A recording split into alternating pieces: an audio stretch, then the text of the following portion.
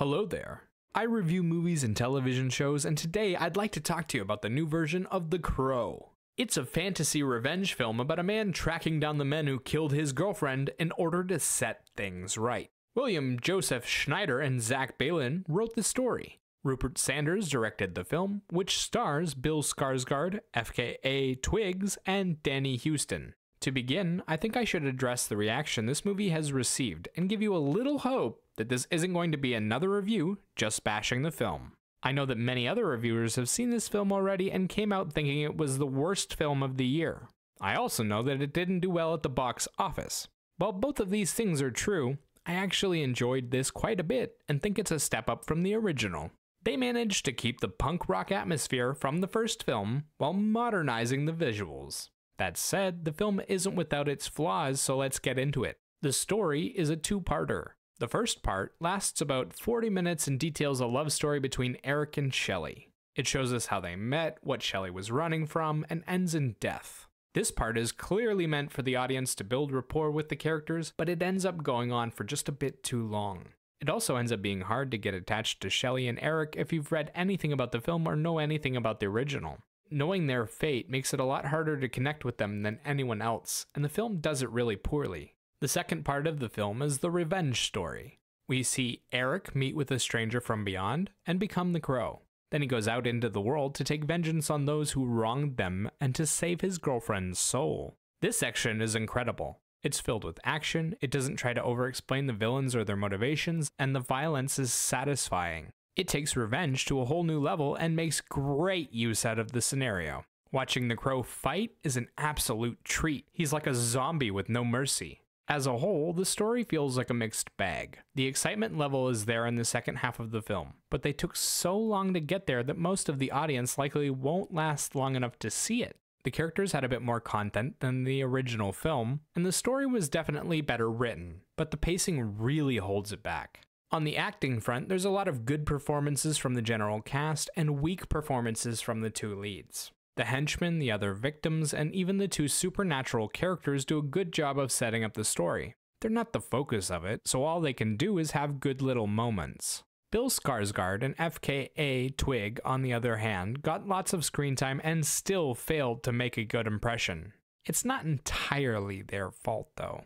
The love story is supposed to feel like a doomed but bright relationship. Knowing that makes it hard to get attached to either character, but they also presented weak personas. Shelley and Eric don't have much personality to them beyond music, sex, and drugs. They also don't put up much of a fight against the villains. At least in the original, Eric was a nice guy who cared about kids.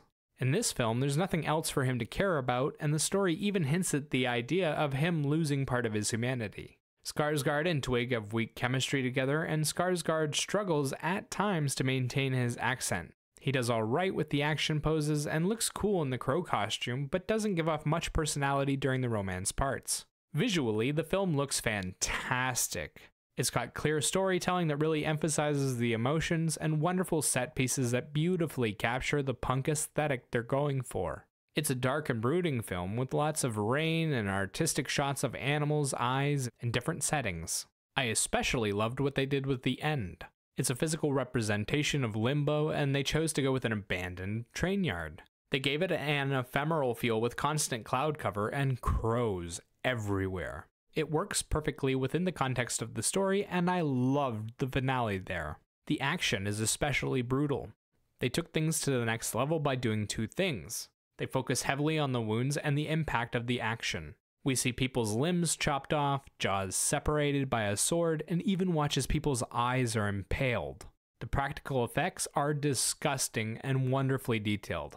I had a blast looking at them. They also knew how to bring out the impact of every kill. My favorite was the guy going to pick his teeth and the sword impaling him through his mouth. The way they edited it had me jumping out of my seat, like I could feel it. The expression on his face, the sword splitting his jaw, and the blood spilling out, they really nailed it. Sound-wise, the film uses a mix of original songs and instrumental music. The original songs come from a variety of genres: rock and roll, techno, even some pop-sounding folk songs. They use the original songs to add a ton of flavor to the environment, the characters, and to draw out emotions from the story. The music does a fantastic job and is constantly elevating the scenery to the next level. One of my favorites was the opera that played while he was killing all the guards. It was hauntingly beautiful watching him stab people to death while this woman was singing like an angel. Personally, I didn't connect with the romance plot, but found the revenge section to be a lot of fun.